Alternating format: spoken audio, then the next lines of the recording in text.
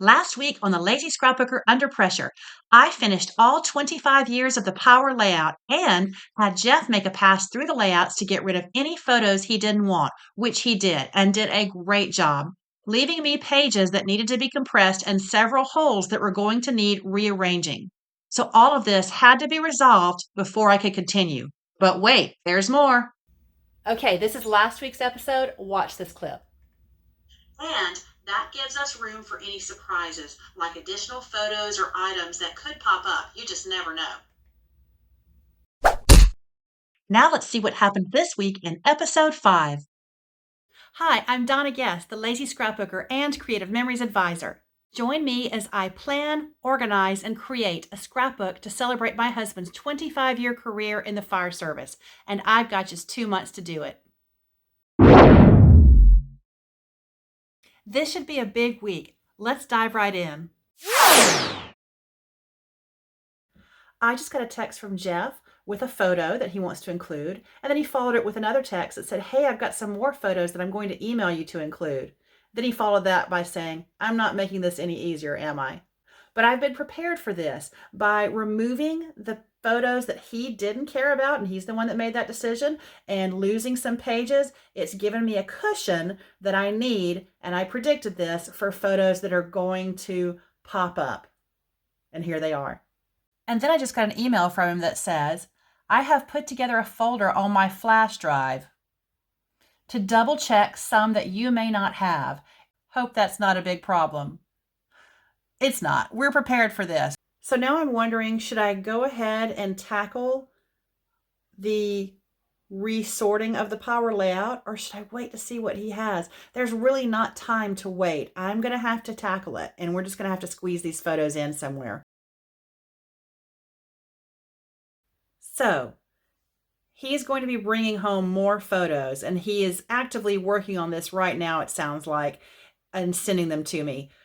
So it seems like before I can tackle the project of resorting that power layout and filling in all those gaps that we created by removing the photos, I'm going to need to see what Jeff has. I've asked him to bring home the flash drive tomorrow, and then I'll just print those at a local printer here so I won't have to wait. Then see what we have, insert those in, and then I can reorganize the power layout so I can get that done. It's sprawled across our entire basement and it needs to be picked up. And I noticed I forgot to shut the door to the basement last night, and there were some things in disarray. I don't need that. First thing this morning, Jeff brought a flash drive home with 33 items on it, so that's not too bad. And we went through them, and there's a few I already have. We had to go kind of do a search and rescue, maybe, around the power layout. Then the rest of them, I'm going to order prints today so we can fit these in, and they're all over the board too. So this should make the power layout a lot more interesting. After going through the images that Jeff sent, I just ordered 27 more photos from his flash drive, plus one that I had saved in email from about 6 years ago. These surprise photos prompted me to look down through my emails that I may have missed. So that makes 28 more photos.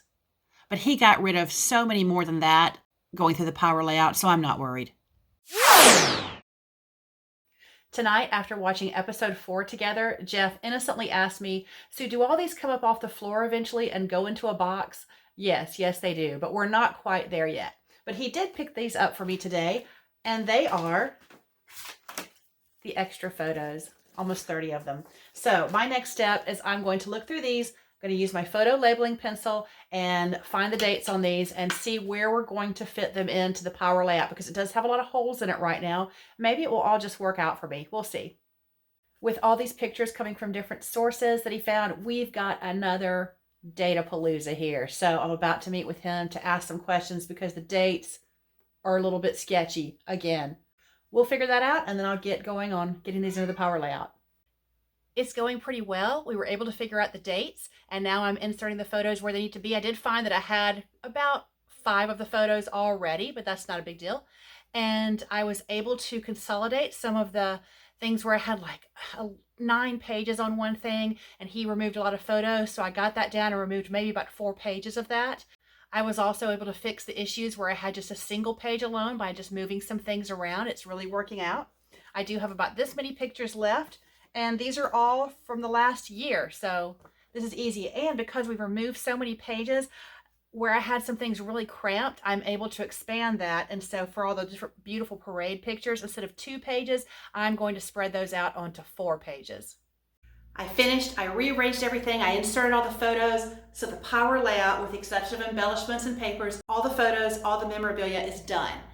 And I counted the pages because I was just getting confused with how many I'd removed. So I went around and counted the pages.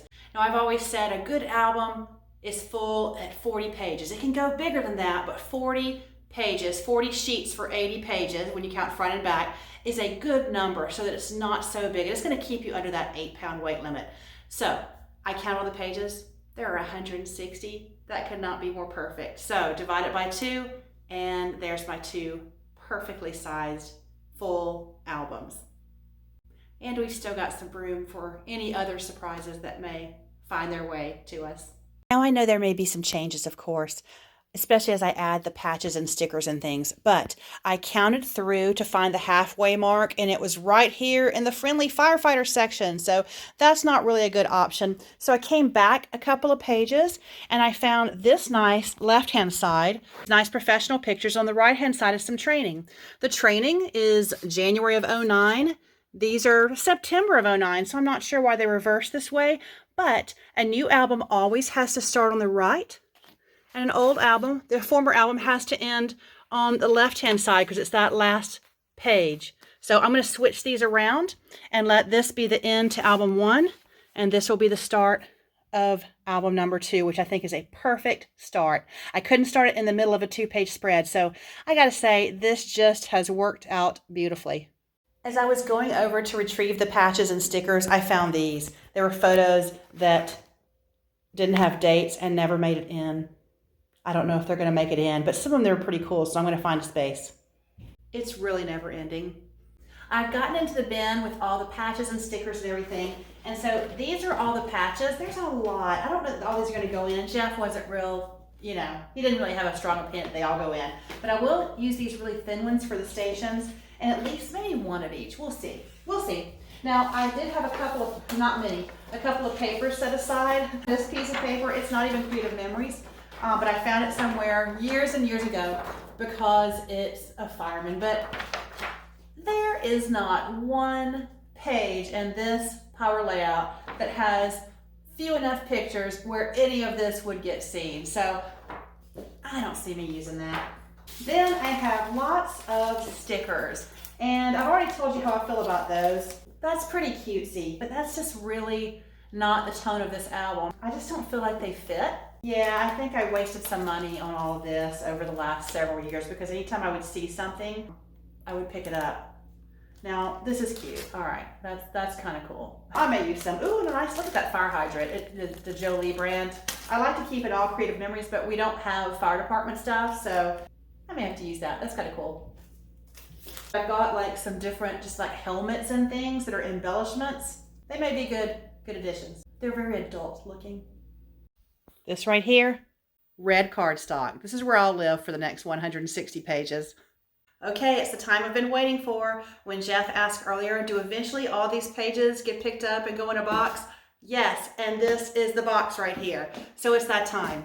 I completed the task of putting down all the patches and logos and things like that onto the pages. And I even used some of the stickers that I thought I wouldn't use because they were just too cute.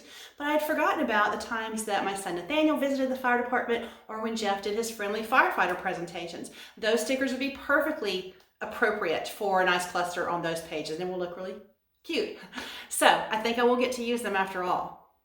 Now, I'm going to pick up all the pages, all 160 of them. We're going to see if 160 will fit in one power layout box. I doubt it. So what I'm going to do is start at the beginning. So I'll have page 1 on top, then pick up page 2 underneath it, then pick up page 3. And I'm going to do it right now, but I'll speed it up because you don't want to wait through all that. Like I said, I start at page 1 so that it is on top in the power layout box. And then I continuously add the next page and so on to my stack. It's gonna be massive. I stopped at this page because a newspaper clipping was longer than 12 inches and wouldn't fit in the box. I could have grabbed my trimmer, but instead folded it carefully and neatly at an appropriate spot so that it would then fit in the box. Next, I moved from the pool table to the first table to continue collecting the pages. I next had to stop at a large composite photo. It can't be folded and will need to be trimmed to fit into the power layout box. Okay, I'm going to trim this, and I said I was going to wait until I get past the words. I'm actually going to wait until I get past the key leaders up here. And so let's do it like this. This is a good cutoff point right here where this new row starts there.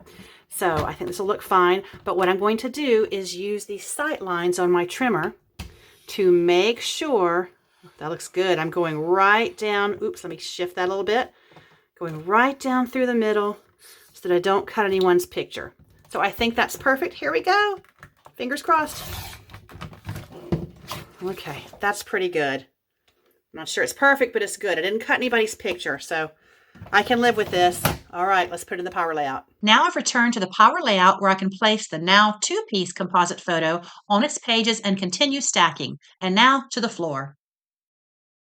I've stopped again when I came across a newspaper article taped onto a foam board. This is so not archive safe, but it can't be trimmed or folded, so I'll have to set it aside and write a post-it note to put on this page so I'll remember to scan that one. I'm writing foam board scan on the post-it, and then I can continue stacking. The floor is my least favorite part. Now on to the next table. Picking it all up feels like it takes as long as doing the actual power layout. So I've got the first room done and making sure I have everything in the right order. It looks like we're not even to the halfway point yet. I'm definitely going to need 2 power sort boxes because this is pretty thick. Now you can see in the second room that so many pages have been removed. Look how many are missing. Jeff and I really did scale back and pare it down. Okay, that's the end of the first album. So now I begin stacking the pages for album number 2 and the rest of the second room. Now on to the third and final room. Can you believe this was on my floor for 10 days?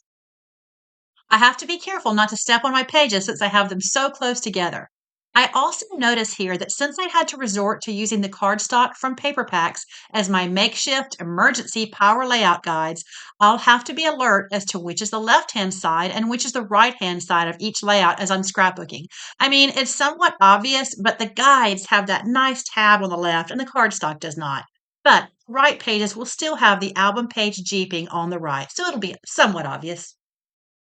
As you can imagine, we put our sweet Nicholas upstairs and closed the door to the basement so I could get through this. Okay, here's room 3. Now let me go put it all together. I'm now going to see if all of this will fit in a box, and I'm of course going to need 2 power layout boxes. I finally officially answered the question, will I get this into one album? Well, absolutely not, but it's going to go perfectly into 2 albums. Here's an example of what I'm doing on a power layout page. I've got the photographs there, and then when I found a place where the patches or the logos would go, I've put them on that page so that when I get to that page, they will be there. I did the same thing for when I'm able to use those stickers. I put a sticker sheet that I wanted to use on the actual page. For example, where the community section starts with the visits and the friendly firefighter presentations, I would put a sticker sheet like this there. I will admit, after doing that task, my back is hurting a little bit, but I was right. It did not go in one. Here is volume 1, all nice in a power layout. Oh, it's full. Imagine what it would be like if I had papers in there. It'd be ridiculous. Okay, and then here is volume 2, starting with this page right here. Let me make sure that's down in there. Oh, I see a picture bending. I don't want to do that. Let me fix that. There we go. Get everything down in there straight, and then I'm going to close this one as well. And you see how the elastic goes there? Here we go. The elastic's just going to go right here, and they're shut. So the next step, I actually get to scrapbook now. It's taken 5 episodes, which is 5 weeks to get to this point. Now, obviously, you see that I didn't work on it every single day, and there were several days where I did nothing. It's a big task. This is a big, big project. So, but I can do it now. I'm ready. But it's after midnight. It will not start tonight. This will have to wait till tomorrow. Maybe later because I still haven't cleaned up my product mess, and that's got to be done. Wow, there they are. Here's what I'll be doing for the next month or more. But it won't start this weekend, I don't think. I've got to get myself in order. I've got a lot of tasks to do around here. I've got to clean up this mess of products, and I've got a huge to-do list. So I'd like to get everything sorted out before I give this a good start. I do love statistics, so I had to take a look at this.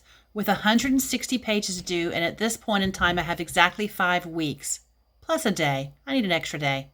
That's 32 pages a week, or 4.5 pages a day. I can do that. That's pretty realistic. I'm going to skip days. There's going to be days I'm not going to touch this. So let's just focus on 32 pages a week. So as I always do, I've created a goal sheet or a tracker to keep track of how I am doing on the project. 32 pages per week, 4.7 pages per day. I've had to remove 2 days where I have an event all day and I will not be able to scrapbook. So I have my goal and it's cumulative for the week. And by the end of the week, and I even have a bonus day here, by the end of the month, I should have 160 pages. This will really help me see if I'm falling behind or if I'm ahead of the game. Now it's all ready for me to use and stay on track. On Saturday, I took a break from it, watched my son's baseball practice, and cleaned up my 2-week-old product mess in my basement. Ooh, that was close. On February 25th, I worked all day, like 12 hours, while Nicholas slept in a Creative Memories box on my desk, also for about 12 hours. On Monday, I worked again all day long, planning for an event this Saturday, and it's now apparent that this box is a permanent fixture on my desk. I'll be honest, I am kind of wishing that I had done some of the papers into my power layout of 160 pages. I couldn't do them all because, as I said, it's just too big. But thinking back, there were some pages like the Friendly Firefighter or Holidays that we spent there where we got to go eat dinner with them that could use something very specific. So now it's not as efficient because when I get to that page and it's just going to pop up, I'm going to have to go, okay, what do I need? And so I'm not using the power layout to its fullest, capability. But as I said, that one was just too big. I needed to get started. So I stand by my decision, but I will predict that is one issue that I'm going to have that's going to take me a little extra time, but it'll be okay. So what I am going to do right now to make the scrapbooking process the most efficient it can be is come to my wall of punches and pick out several that I think would be appropriate. So here's what I'm looking for. Things like this, spider web, great punch, but not necessary really. Although Nathaniel did visit on Halloween. There's some paper I really should have picked out. Things like this. This is beautiful, beautiful. The damask flourish punch. It's too beautiful for this album. We need things like, this is pretty nice. I don't know the name of it because I don't label my punches. I know several of you do. You're much more organized than me, but I don't label my punches. But that's a pretty good one that would add something to the side. I might end up using some of these that are the tag makers because that would be a cool way to add some journaling. So they're right here. I'll leave those here.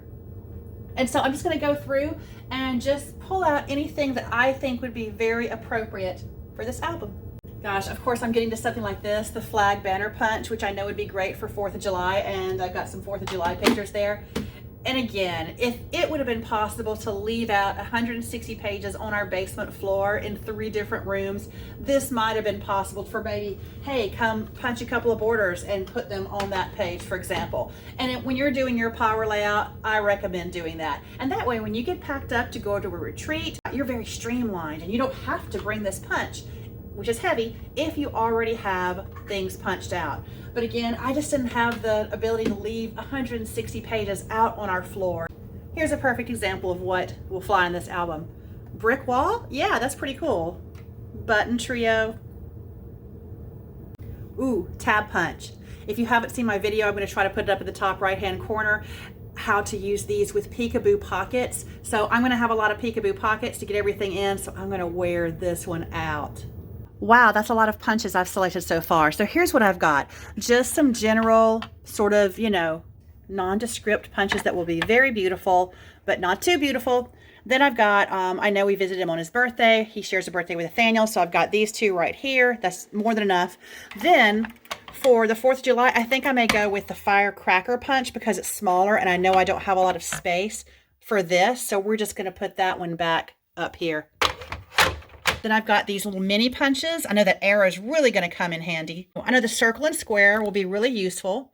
And this one, oh man, I wish we still had this on the banner flag. Oh, that punch, I use that for everything. It fits perfectly with letters inside it, and it just looks really cool.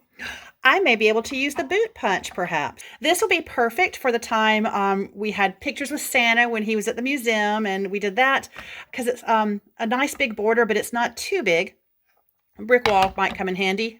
Oh, well, you know I'm using that. This might be too pretty, but I noticed when I punch this medallion punch out and put white behind it or something behind it, it's amazing. So I may do that. But guess what else I need to look at? My other favorite organizer besides my pegboard, the stamp and storage carousel for Boilermaker cartridges. I'm actually a stamp and storage affiliate. I believe I have the link in my description of this video. And I love this product so much. It holds 80 BMC. So what I'm going to do now is I'm going to look at these and see if there's any Boilermaker cartridges I can use. I've selected 10 Boilermaker cartridges, and I thought these would be useful. And actually, I found some for the snow pages I did and the Halloween visit that are going to take up less room than a large border punch would take. So that will be helpful on these pages where you know I have so many photos. So one thing I'm doing is looking at the outline to see if it jogs my memory for any topics I might need. And so I'm writing here for Honor Guard, I'm going to use the Star Boilermaker cartridge. So there's my note for that, so I won't forget. And looking through, I remember I had the golf tournament pictures where I don't have a golf punch, but I do have these wonderful embellishments called On the Green that we still have. So I've made a note. And again, if I were doing the power layout, like I typically do a power layout, I would put these right in the box on those pages that have the golf pictures. But that's not where we are on this one, so I've got them ready. I'll put them over here on my shelf.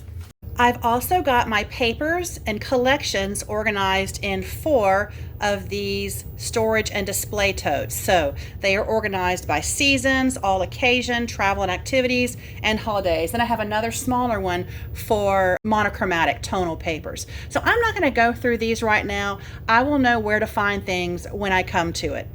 But as I said before, this is what I'm going to be using the most of, red cardstock. And it's a thinner cardstock too, so it won't weigh the albums down, which I think is important. This is pretty heavy. That's going to be a couple of albums, what they're going to weigh, I think, maybe even more. But looking at this, I've got it nice and ready to go. For some reason, I'm a little intimidated by this project, and I've completed, I gotta put this down. And I've completed well over 100 scrapbooks. So scrapbooking should not intimidate me, but the sheer volume of this one and the time frame, I gotta say I'm starting to panic a little bit because a few days have gone by and I've done nothing on it. So I better get started. But I'm looking at it and just really wanting to procrastinate.